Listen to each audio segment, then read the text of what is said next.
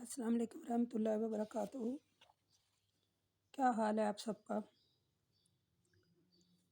میں امید کرتی ہوں آپ ایمان اور صحت کی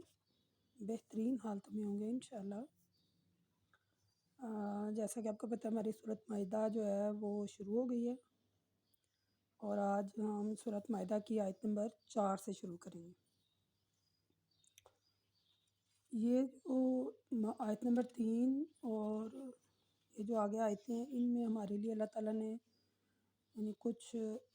احکامات پر عمل کرنے کے لیے بتایا ہے۔ مثلا جیسے اس میں ہم نے حرام حلال کے بارے میں پڑھا، تو چلے پڑھتے ہیں، پھر آپ کو واضح طور پر سمجھ آ جائے گی۔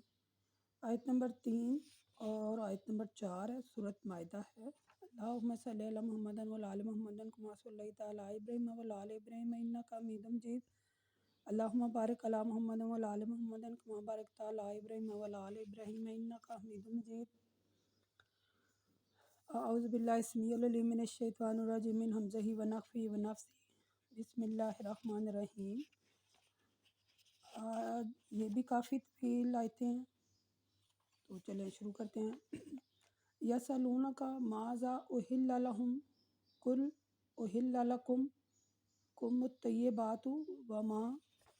علمتم، یعنی اس آیت میں اللہ تعالیٰ کہتے ہیں کہ اے رسول صلی اللہ علیہ وآلہ وسلم،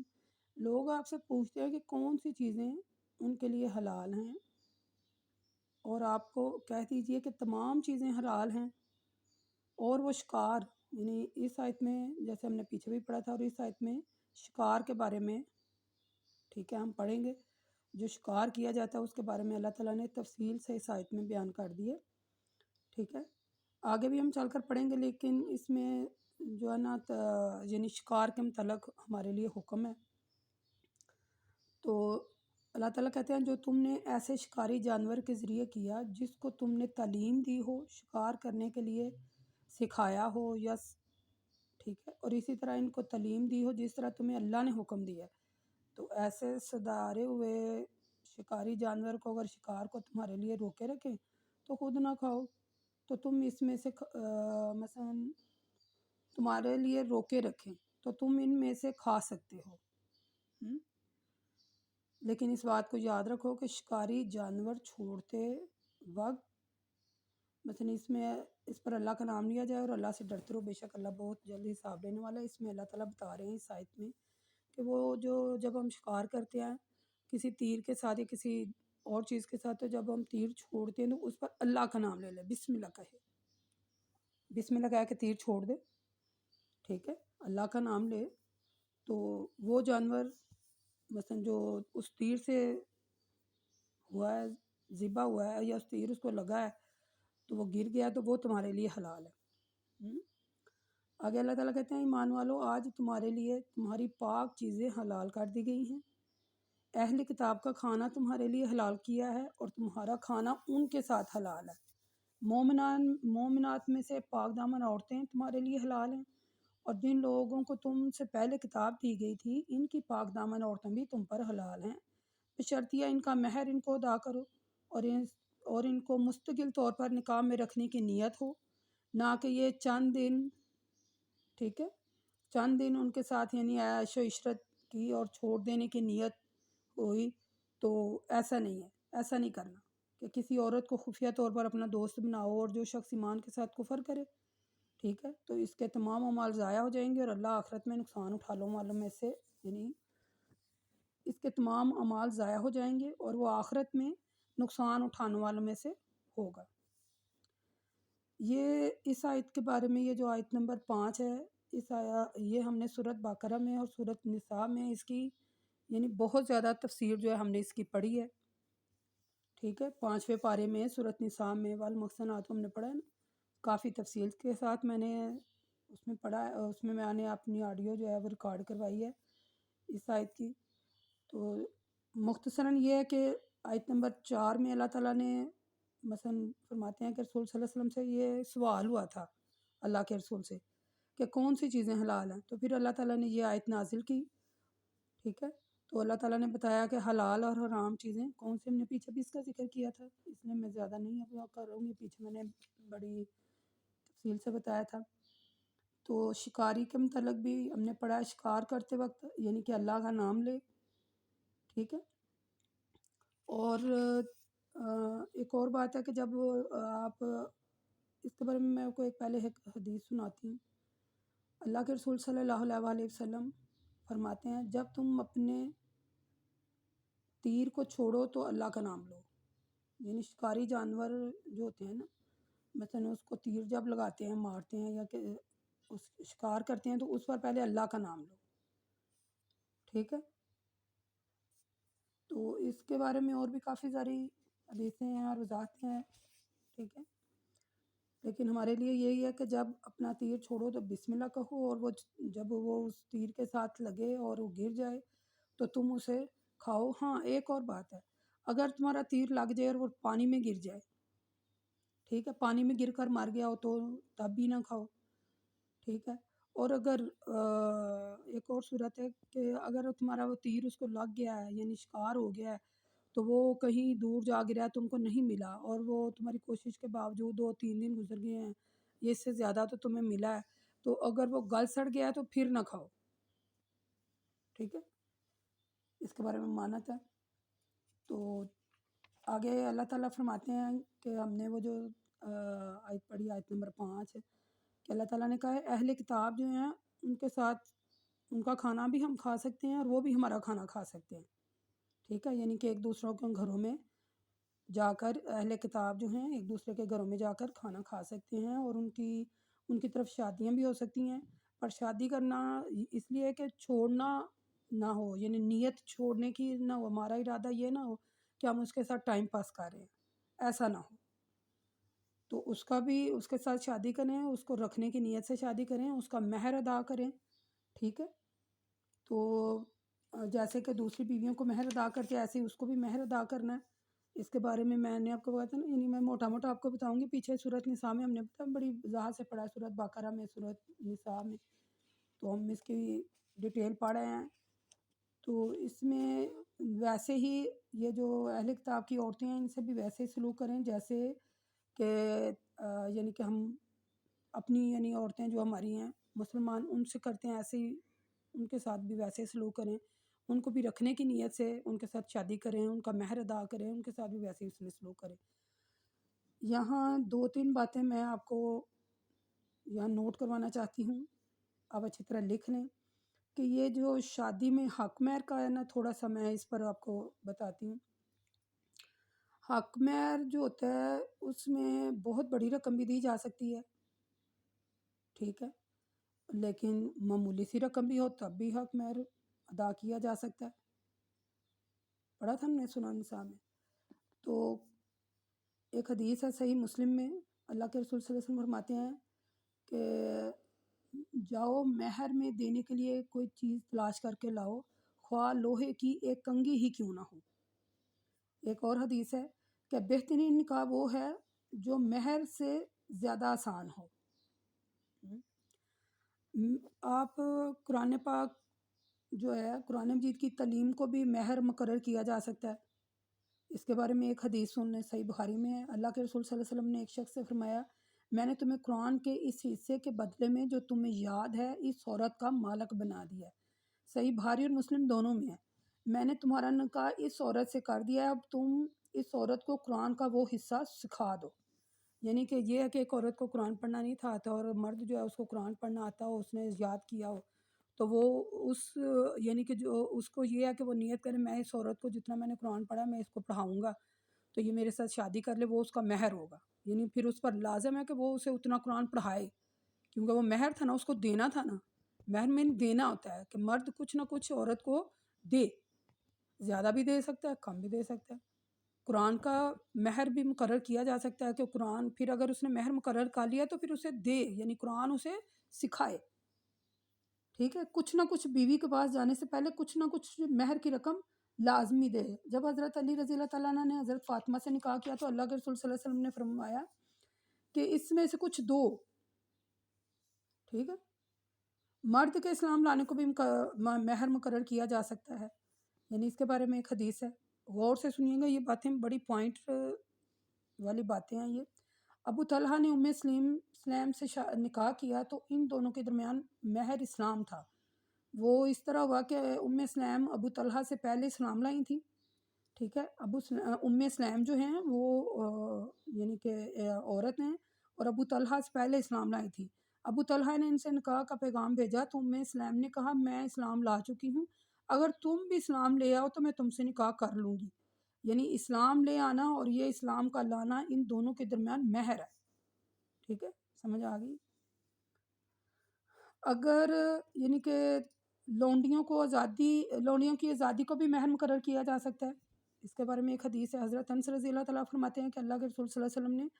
صفیہ کو آزاد کیا اور ان کی آزادی کو ان کا مہر قرار دیا، ٹھیک ہے۔ صحیح مسلم بخاری دونوں میں ہے باب النکاح میں۔ تو یہ کچھ باتیں تھیں مہر نکاح کے متعلق، باقی ہم نے ڈیٹیل جو ہے وہ سورۃ بقرہ اور سورۃ نساء میں بڑی اچھی طرح پڑھی ہے، اور حلال حرام کے بارے میں بھی ہم نے پڑھا، اور شکار کے متعلق بھی اللہ تعالیٰ نے بتایا ہے، ٹھیک ہے۔ جب بھی کسی عورت سے نکاح کریں تو اس کا مہر اسے ضرور دیں، تھوڑا ہے کم ہے یہ نہیں ہے، دیں لازمی۔ تو ہمیشہ پاک دامن مومن عورتیں جو ہیں نا ان کو وہ چوائس ہونی چاہیے۔ آگے آیت نمبر 6 ہے، یہ بھی ماشاءاللہ الحمدللہ بڑی لمبی ہے۔ یا ایھا الذین آمنوا اذا قمتم الی الصلاۃ فاغسلوا وجوہکم وایدیکم۔ اس میں اللہ تعالیٰ کہتے ہیں اے ایمان والو، یہ آپ کاپی پینسل پاس رکھیے گا، اس میں بہت زیادہ اہم باتیں ہیں جو ہائی لائٹ ہوں گی، یہ ہماری زندگی کے متعلقہ ہے۔ ویسے تو سارا قرآن ہی ہماری زندگی کے متعلقہ ہے کہ کیسے گزاری جانی ہے، لیکن یہ خاص طور پر پوائنٹ جو ہے اس کو نوٹ کریں، اس کو ہائی لائٹ کریں۔ میں بڑی وضاحت سے ہم نے اس کے بارے میں سورۃ بقرہ میں بھی پڑھا تھا، لیکن چونکہ یہ اسپیشل ایک آیت ہے، کافی بڑی ہے، آپ خود بھی سورۃ مائدہ کھولیں، آیت نمبر 6 اس کا ترجمہ پڑھیں، آپ کو سمجھ آ جائے گی۔ اس میں ہے کہ اے ایمان والو، جب تم نماز پڑھنے کے لیے کھڑے ہوا کرو تو پہلے اپنے چہروں کو اور کوہنیوں تک اپنے ہاتھوں کو دھو لیا کرو، اپنے سروں پر مسح کر لیا کرو، اور ٹخنوں تک اپنے پیر بھی دھو لیا کرو۔ اگر تم حالت جنابت میں ہو تو نماز سے پہلے نہا لیا کرو، اور اگر تم بیمار ہو تو تیمم کر لیا کرو، اور اگر تم سفر میں ہو یا تم میں سے کوئی اور بیت الخلاء سے ہو کر آیا ہو یا تم نے عورتوں سے صحبت کی ہو تو نہانے کی یا وضو کی مثلا ضرورت ہے تو پانی نہ ملنے کی صورت میں تیمم کر لیا کرو، یعنی پاک مٹی سے اپنے چہروں اور ہاتھوں کا مسح کر لیا کرو۔ اللہ تم پر کسی قسم کی سختی نہیں چاہتا، بلکہ اللہ تو یہ چاہتا ہے کہ تم کو پاک کر دے اور تم پر اپنی نعمتیں پوری کر دے تاکہ تم اس کی نعمتیں اور آسانیوں کا شکر ادا کرو۔ یہ آیت نمبر سورۃ مائدہ آیت نمبر 6 کا ترجمہ تھا جو میں نے آپ کو سنایا ہے۔ اب اس میں جو بات سیکھنے کی ہے، یعنی آپ کو پتہ چل گیا، ہمارے یہاں اکثر وضو کہتے ہیں جی وضو ایسے کریں، نہائیں ایسے، غسل ایسے کریں، تیمم ہوتا ہے نا، یہ باتیں ہائی لائٹ ہوتی ہیں۔ آپ قرآن پڑھیں یا اس کا ترجمہ پڑھیں، آپ کو پتہ چل جائے گا کہ غسل کرنا کیسے ہے، وضو کرنا کیسے، اللہ تعالیٰ نے کیا ہمیں حکم دیا ہے، بڑا ایزی سا ہے۔ یعنی اس آیت میں اللہ تعالیٰ نے نماز کے لیے وضو اور جمعہ کے بعد غسل کرنے، اور اگر پانی نہ ہو تو وضو اور غسل کی بجائے تیمم کرنے کا احکام صادر فرمایا ہے، ٹھیک ہے۔ یعنی اللہ تعالیٰ فرماتے ہیں نا یا ایھا الذین آمنوا، یعنی اللہ تعالیٰ نے ایمان والوں کو ہائی لائٹ کیا کہ جب تم نماز کے لیے کھڑے ہو تو اپنے چہروں کو، اپنے ہاتھوں کو کونیوں تک دھو لو، اور اپنے سروں پر مسح کرو، اپنے پیروں کو ٹخنوں تک دھو لیا کرو۔ یعنی اس آیت میں اللہ تعالیٰ نے 3 اعضاء کو دھونے کا حکم دیا ہے، ٹھیک ہے، اور ایک عضو پر مسح کرنے کا بھی حکم دیا ہے۔ اللہ کے رسول نے عملاً احکام کی تشریح کی ہے، ٹھیک ہے۔ آپ ہمیشہ منہ، ہاتھوں اور پیروں کو دھویا کرتے اور سر پر مسح کرتے، ٹھیک ہے۔ اس کے بارے میں مختلف احادیثیں بھی کاؤنٹ ہوئی ہیں، اور اللہ تعالیٰ نے یہ آیت بھی نازل کر دی ہے، اور بہت زیادہ اس کے بارے میں پہلے بتا چکی ہوں۔ اس طرح پہلے میری اکاڈمی میں یہ وضو کے بارے میں ہے۔ میں آپ کو ایک اور بات بتاؤں، جب انسان ناپاک ہو جاتا ہے تو ناپاکی کی حالت میں اللہ تعالیٰ نے کہا کہ پانی اگر نہیں ہے، اور اگر پانی ہے بھی تو کوئی ایسی بیماری ہے تو تیمم کر لے، ٹھیک ہے۔ تو یہ ہمارے لیے ایک تو سب سے اللہ تعالیٰ کا ہم پر یہ بہت بڑا احسان ہے، میں سمجھتی ہوں۔ اس سے بڑھ کر میں نہیں سمجھتی، میرا نہیں خیال کہ اس سے بڑھ کر بھی کوئی اللہ تعالیٰ ہمارے لیے کوئی، کہ ہم نے ایک بندہ پہلے پاک ہی نہیں ہے تو وہ کیا کر سکتا ہے، تو اللہ نے اس کو پاک کرنے کے لیے کہا کہ اگر پانی نہیں ہے تو تم تیمم کر لو، چاہے غسل کی حاجت ہے چاہے وضو کی حاجت ہے، تم تیمم کر لو اگر پانی نہیں ہے یا اگر پانی ہے بھی تو کوئی بیماری بھی ہے کہ پانی لگنے سے کوئی بیماری ہوتا ہے نا، بعض بیماریاں ایسی ہوتی ہیں۔ دیکھیں اس سے بڑا کوئی احسان ہو سکتا ہے؟ ہم تو جتنا اس رب کائنات کا شکر ادا کریں اتنا ہی کم ہے، لیکن ہم کیا کر رہے ہیں؟ ذرا ہمیں آج دیکھنا یہ ہے کہ ہم کیا کر رہے ہیں۔ آپ نے کبھی نوٹ کیا ہے اسکول جانے والی اکثر لڑکیاں جو ہیں، خاص کر 8 سال سے لے کر 14-15 سال، 16-17 سال کی عمر تک لگا لیں، اس درمیان میں جو لڑکیاں اسکول جاتی ہیں مختلف مثلاً کہہ لیں پرائیویٹ اداروں میں، گورنمنٹ اسکولوں میں جاتی ہیں، آپ نے اکثریت میں دیکھا ہوگا کہتے ہیں جس کو سایہ ہو گیا، سنا ہے نا لفظ، اس کو سایہ ہو گیا، اس کو جن جنات ہیں یہ وہ کیوں ہوتا ہے؟ دراصل کبھی اپنے لڑکوں کو دیکھا سایہ ہوتے ہوئے؟ نہیں، عورتوں لڑکیوں کو کیوں ہوتا ہے؟ اس لیے میں معذرت کے ساتھ یہ بات کر رہی ہوں، یہ جو آج کل کا دور چل رہا ہے نا، یہ مائیں آج کل لڑکیوں کو بتانا بھی نہیں چاہتی اور لڑکیاں ماں سے وہ باتیں سیکھنا بھی نہیں چاہتی۔ ہم؟ یعنی کہ والدین جو ہے، ماں جو ہے لڑکی کو ہائی لائٹ نہیں کرتی کہ یہ جو یعنی کہ ہمیں مہینے بعد مثلا وہ ماہواری ہوتی ہے، اس میں پاک کیسے ہونا ہے، ٹھیک ہے، اور ہم وہ ناپاکی کی حالت میں رہتے ہیں، تو یہ جو چیزیں ہیں، یہ جو جن جنات ہیں، یہ ناپاکی کو پسند کرتی ہیں، ناپاک ہو تو اس کو چمبڑ جاتی ہیں، تو پھر ہم کہتے ہیں وہ ناپاک رہتی ہیں، انہیں یہ شعور ہی نہیں ہے۔ میں آپ کو بتاؤں، میں بیسک میں سیالکوٹ میں رہتی ہوں، اور ہمارے یہاں ادھر گورنمنٹ اسکول تھا، ہائر اسکول تھا وہ، میں نے مثلا اس اسکول میں تھی، تو میں نے اکثریت میں دیکھا ہے لڑکیاں ناپاک ہی رہتی ہیں، ان کو پتہ ہی نہیں ہوتا کہ کتنے دن ناپاک رہنا ہے یا کتنے دن ہم نے نہانا ہے یا غسل کیسے کرنا ہے، غسل کا طریقہ کار کیا ہے، تو وہ ایسے ہی چلتی پھرتی رہتی ہیں۔ تو پھر ظاہر ہے وہ جگہ سنسان جگہ ہوتی ہے، اب تو وہاں وہ چیزیں ہوتی ہیں، تو ان کو اکثریت میں ہم نے دیکھی ہیں ایسی باتیں، ایسے کام۔ پھر میں اسی چیز کو میں نے مد نظر رکھا، میں نے 3 سال سرچ کی، 3 سال مختلف یونیورسٹیز میں، مختلف کالجوں میں، مختلف اسکولوں میں، مختلف اداروں میں۔ ہمارا جو ان پڑھ طبقہ ہے وہ تو ایک طرف رکھ دیں، ہمارا پڑھا لکھا جو معاشرہ ہے، پڑھا لکھا طبقہ جو ہے ہمارا، ان کو بیسک میں یہی نہیں پتہ کہ ایک عورت کے غسل کتنے ہوتے ہیں۔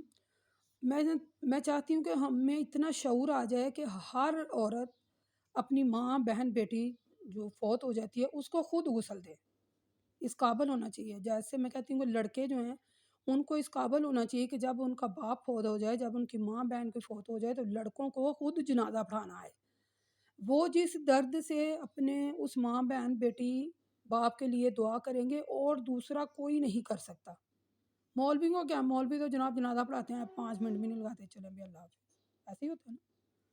اس طرح جو ایک عورت ہے اس کو بیسک میں چاہیے کہ وہ یعنی کہ غسل کا طریقہ اسے خود آنا چاہیے، وہ اپنی ماں، بہن، بیٹی جو ہے گھر میں اگر کوئی فوتگی ہو رہی ہے، میت ہے عورت، تو اس کو خود غسل دے۔ لیکن ایسا نہیں ہے، ہم جناب ڈھونڈنے لگ جاتے ہیں، چلو بھائی نہان والی ہیں لب کے لے آؤ،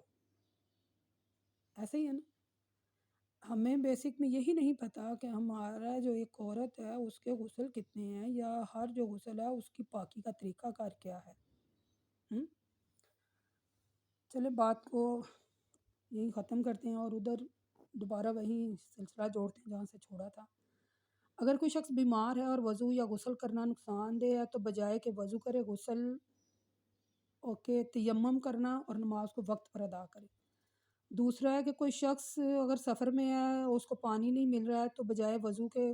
تیمم کر کے نماز جو ہے وہ وقت پر ادا کرے، بے شک وہ قضائے حاجت بھی کر کے آیا ہے، ٹھیک ہے، تو تب بھی اگر پانی نہیں مل رہا تو تیمم کر کے نماز ادا کرے، اور جمعہ کی صورت میں بھی اگر پانی نہیں ہے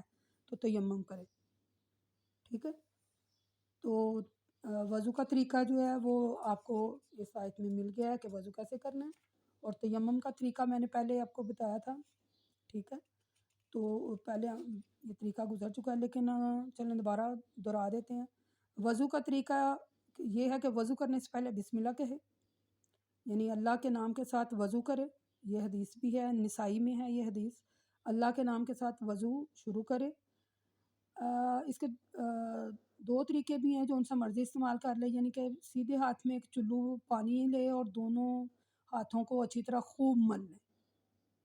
ٹھیک ہے، اور انگلیوں کا حلال بھی کرے، اور پانی، ایک چلو پانی لے، اس سے آپ کولی بھی کر سکتے ہیں ایک ہی چلو سے، اور ناک بھی صاف کر سکتے ہیں۔ اور اگر علیحدہ بھی کر رہے ہیں، مثلا پہلے ناک صاف ہی کر رہے ہیں 3 بار تو ٹھیک ہے، کولی بھی 3 بار کر رہے ہیں تب بھی ٹھیک ہے، اگر ایک ہی سے کریں تب بھی ٹھیک ہے۔ تو سب سے پہلے ہاتھ دھوئے اچھی طرح، مل کر دھوئے، انگلیوں کا حلال کرے، ٹھیک ہے، اور پھر اس کے بعد 3 بار جو ہے وہ ناک میں پانی ڈالے، ایک بار ناک میں پانی ڈالے اور اسے ناک کو صاف کرے، یعنی اس کو سنکے، پھر اسی طرح 3 بار یہی کرے، پھر 3 بار کولی کرے، ٹھیک ہے۔ تو ناک میں پانی ڈالنے کے بعد سنکے، اور پھر مثلا کولی کرے، اس کے بعد ہے کہ پھر منہ اچھی طرح دھوئے، اچھی طرح منہ دھوئے 3 بار، پھر دائیں ہاتھ 3 بار دھوئے، اور پھر بائیں ہاتھ 3 بار دھوئے، ٹھیک ہے، پھر سر کا مسح کرے، ٹھیک ہے، اپنے ہاتھوں کی انگلیوں کو شروع سے لے کر پیچھے تک لے جائے، گدی تک لے جائے، پھر وہیں سے شروع کر کے پھر واپس آئے، اور اپنی شہادت کی انگلی اور اپنے انگوٹھے سے اپنے کان، یعنی شہادت کی انگلی کو کان کے اندر سے، اور اپنے انگوٹھے کو باہر سے، یعنی کہ کان کا مسح کریں، دھوئے یا جو بھی، ٹھیک ہے۔ چہرے کو بھی 3 بار دھونا ہے، اور ہاتھوں کو بھی 3 بار دھونا ہے، ٹھیک ہے۔ اور اس کے آگے پھر اچھی طرح اپنا پاؤں جو ہے، اپنی جو چھوٹی انگلی ہے، آپ کی سب سے چھوٹی انگلی جو ہے ہاتھوں کی دونوں کی، دایاں پاؤں دھوئیں 3 بار، تو دائیں جو چھوٹی انگلی ہے اس سے اپنی انگلیوں کا، پاؤں کی انگلیوں کا مثلا صاف کریں، لال کریں اس کو، اور پھر ایسے بائیں چھوٹی جو انگلی ہے، بائیں انگلی بائیں ہاتھ میں پیروں کی انگلیوں میں اچھی طرح اس میں ماریں، تاکہ پاؤں آپ کے اچھی طرح کوئی چیز یعنی خشک نہ رہ جائے پیروں، یعنی اس کے بارے میں حدیث ہے کہ اللہ کے رسول صلی اللہ علیہ وسلم نے، یعنی کہ آپ نے اپنی چھوٹی انگلی سے پیروں کی انگلیوں میں حلال کیا، اور پھر جب آپ کا وضو مکمل ہو جاتا ہے تو پھر آپ پڑھیں اشہد ان لا الہ الا اللہ وحدہ لا شریک لہ واشہد ان محمدا عبدہ ورسولہ۔ تو ایک میں اس کے بارے میں صحیح مسلم میں ایک حدیث ہے، اللہ کے رسول صلی اللہ علیہ وسلم فرماتے ہیں جب تم میں سے کوئی شخص وضو کرے، پھر پورا وضو کرے، پھر یہ پڑھے جو میں نے ابھی دعا پڑھی ہے، اشہد ان لا الہ الا اللہ وحدہ لا شریک لہ واشہد ان محمدا عبدہ ورسولہ، تو اس کے لیے جنت کے 8 دروازے کھول دیے جاتے ہیں، اور جس دروازے سے چاہے وہ داخل ہو جائے۔ یہ تو تھا وضو کرنے کا طریقہ۔ اب کن چیزوں سے وضو ٹوٹتا ہے، یہ بھی ہم لوگوں میں بڑی جو ہے وہ ایک بات ہائی لائٹ ہوتی ہے، ہمیں پتہ ہی نہیں ہوتا، اکثر لوگ بے تکے سوال پوچھ رہے ہوتے ہیں، تو آپ سن لیں اور لکھ لیں کہ کن چیزوں سے وضو ٹوٹتا ہے۔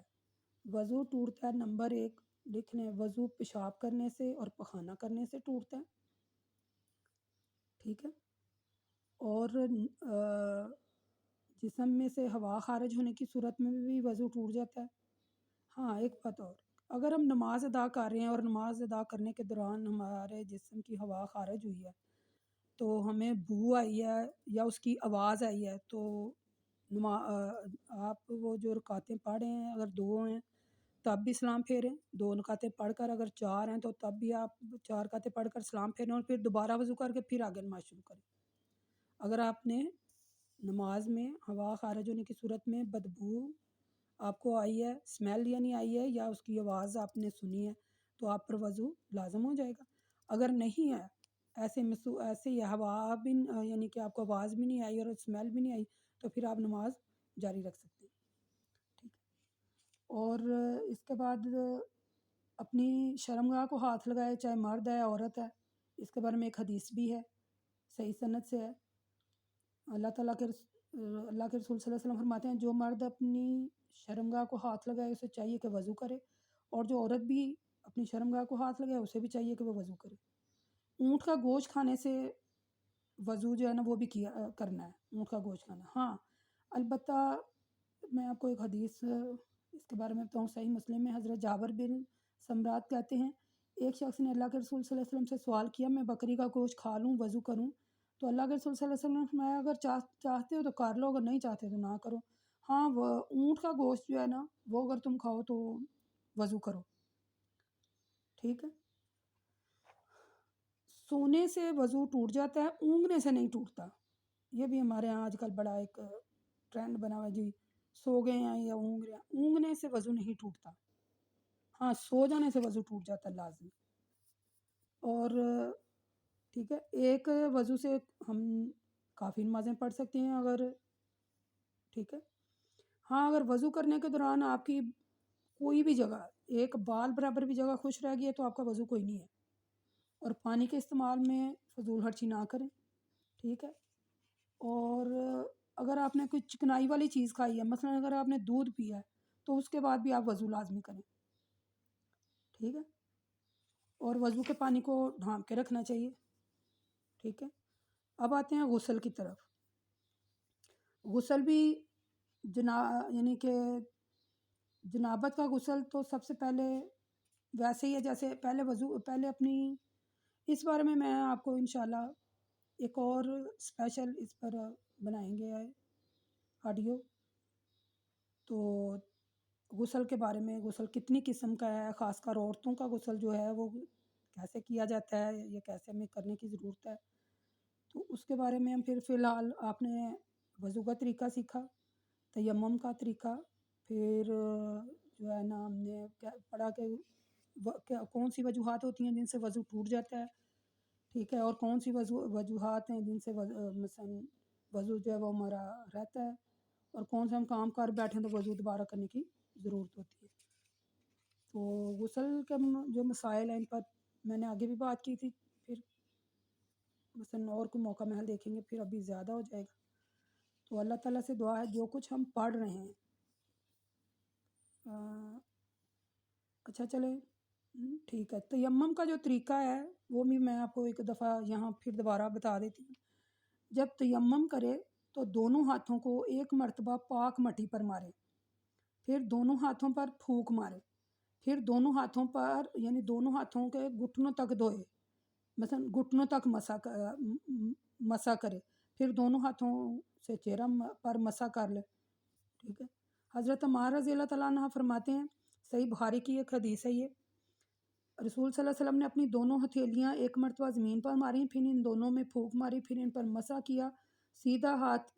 پشت کف کو الٹائے، ہاتھ سیدھا یعنی کہ ایک دوسرے ہاتھ کو ملا اچھی طرح گھٹنوں تک، تو پھر وہ جو ہاتھ ہے وہ اس پر چہرے کا مسا کیا، تو یہ تیمم ہو گیا، ٹھیک ہے۔ تیمم کا طریقہ آسان تھا، یہ تیمم ہو گیا۔ اللہ تعالیٰ سے دعا ہے جو کچھ ہم پڑھ رہے ہیں اور اللہ تعالیٰ اس پر ہمیں عمل کرنے والا بنا دے اور صحیح احکامات کی پیروی کرنے والا بنا دے۔ وما الینا الا البلاغ المبین، وقولوا قولی ھذا استغفر اللہ۔ السلام علیکم ورحمۃ اللہ وبرکاتہ۔